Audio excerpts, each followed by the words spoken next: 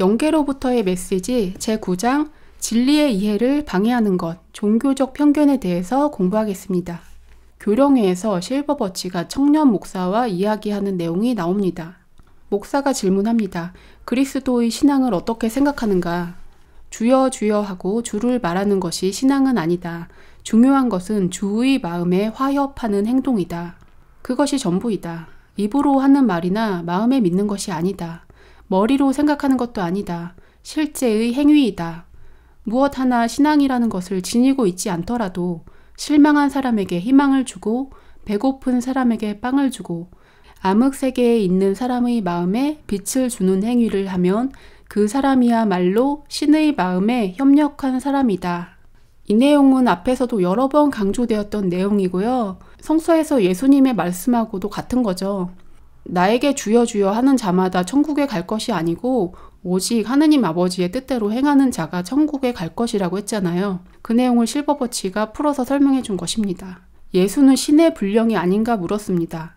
예수는 지상에 내려온 위대한 영각자였다. 예수뿐이 아니라 모든 인간에게 신의 분량이 머무르고 있다. 다만 그 분량이 많으냐 적으냐의 차이가 있을 뿐이다.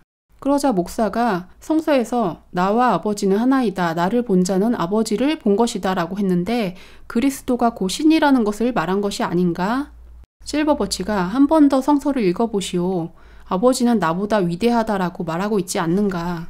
예수님은 하늘에 계신 우리 아버지께 기도하라 라고 했지 나에게 기도하라 라고 말하지는 않았다.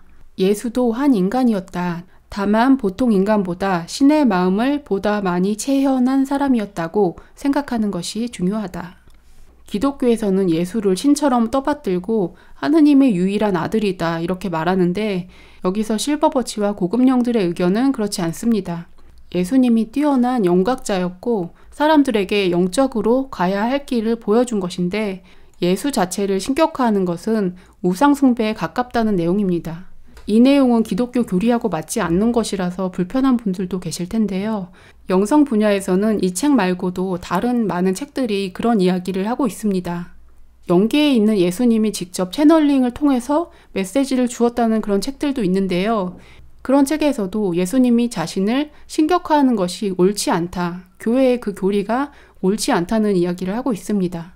우리가 살아가면서 직접 마음을 닫고 선행을 하고 그런 과정에서 영혼이 성장하는 것이지 위대한 존재를 맹목적으로 믿는다고 영격이 높아지는 게 아니라는 것입니다. 신을 맹목적으로 믿고 따르는 종교는 과거에 인간의 영성 수준이 좀 낮았을 때 필요했던 것인데요.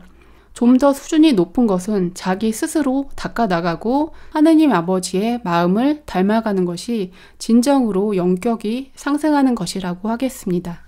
다음으로는 이 청년 목사와 실버버치가 죄에 대해서 이야기합니다. 죄를 범하는 충동은 어디서 온다고 생각하는가? 목사가 사념이다, 즉 생각이다 라고 하자 실버버치가 사념은 어디에서 오는가?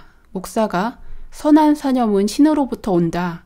실버버치가 그럼 악의 사념은 어디에서 오는가? 당신은 모르겠습니다 라고 대답했지만 실제로는 악마에서라고 대답하고 싶었을 것이다. 그리고 그 문제에 대해서 이야기합니다. 신은 모든 것에 머무르고 있다. 잘못된 것 속에도 머무르고 있다.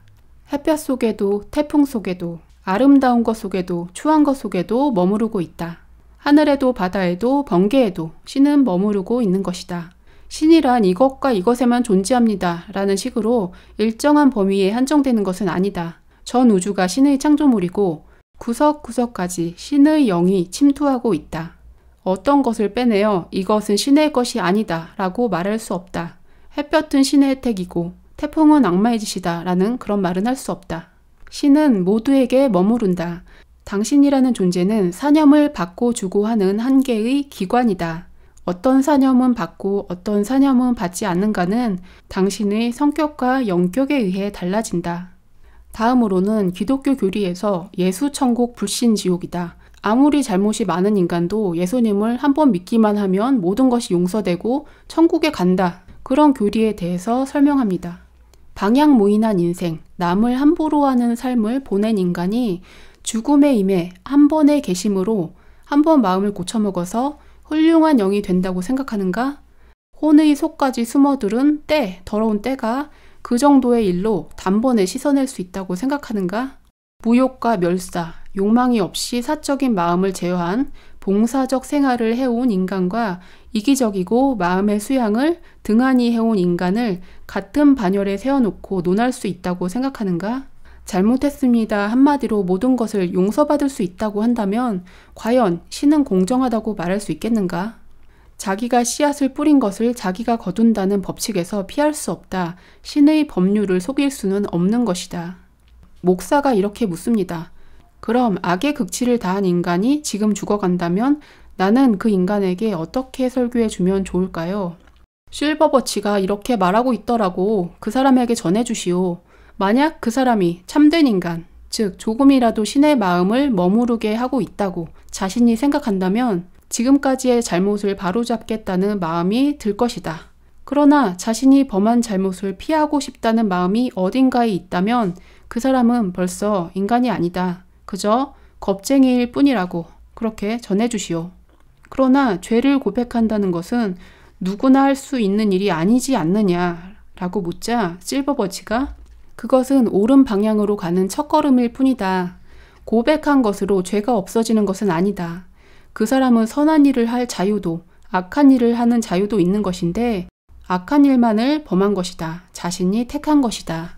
그렇다면 그 결과에 대해 책임을 지지 않으면 안 된다. 판에 박힌 기도를 외워서 마음이 안정되었다고 해도 그것은 자신을 속이고 있는 것에 불과하다. 뿌린 씨앗은 자신이 거두어들이지 않으면 안 된다. 그것이 신의 섭리이다. 큰 잘못을 범하고 그것을 솔직히 고백한다는 것은 마음에 안도감을 줄지 모르나 죄를 범했다는 사실 그것은 조금도 변하지 않는다. 신의 도리에 맞는 법에 비추어 보아 그 잘못됨을 바로잡기까지는 죄는 변함없이 죄 그대로 남아있다. 여기서 계속 말하고 있는 내용은 예수 천국 불신 지옥 그것이 옳은 것이 아니고 예수를 믿든지 안 믿든지 간에 그 사람이 올바르게 살아가는 것이 중요하다는 것입니다. 내가 신에게 고백하고 반성하고 잘못했습니다 한마디에서 해결되는 게 아니고 자신의 죄는 여전히 남아있으며 그 결과를 받을 수밖에 없다. 다만 앞으로 살아가면서 반성을 하고 더 죄를 짓지 않고 선행을 하고 개과천선을 하고 살아갈 수 있다는 것이지 어떤 한 가지 트릭을 통해서 나의 죄가 싹 씻겨지고 이런 것은 신의 섭리에 반하고 불공정한 일이라고 말했습니다. 신을 하나의 테두리 속에 가둘 수 없다. 신은 모든 존재에 머무르고 있다. 악덕의 덩어리 같은 인간에게나 신처럼 추앙받는 사람에게나 같은 신이 머무르고 있는 것이다. 당신들 한 사람 한 사람에게 머무르고 있는 것이다. 당신이 그 신의 마음을 자기의 마음으로 하고 마음을 열고서 신자를 대한다면 그 마음을 통해 신의 힘과 편안함이 당신의 교회를 찾는 사람들의 마음에 전해질 것이다. 이것은 그 청년 목사에게 한 말인데요. 지금 우리가 어떤 일을 하든지 신의 마음을 가지고 마음을 열고서 사람을 대한다면 그 마음을 통해서 신의 힘과 편안함이 전해진다는 것입니다. 기독교 교리인 예수천국 불신지옥에 대해서 정말 예수님 안 믿으면 지옥에 가느냐라고 댓글로 물어보는 분들이 종종 계셨어요. 거기에 대해서 실버버치는 인과율이 신의 섭리이다 라고 확실하게 결론을 내고 있습니다. 시청해주셔서 감사합니다.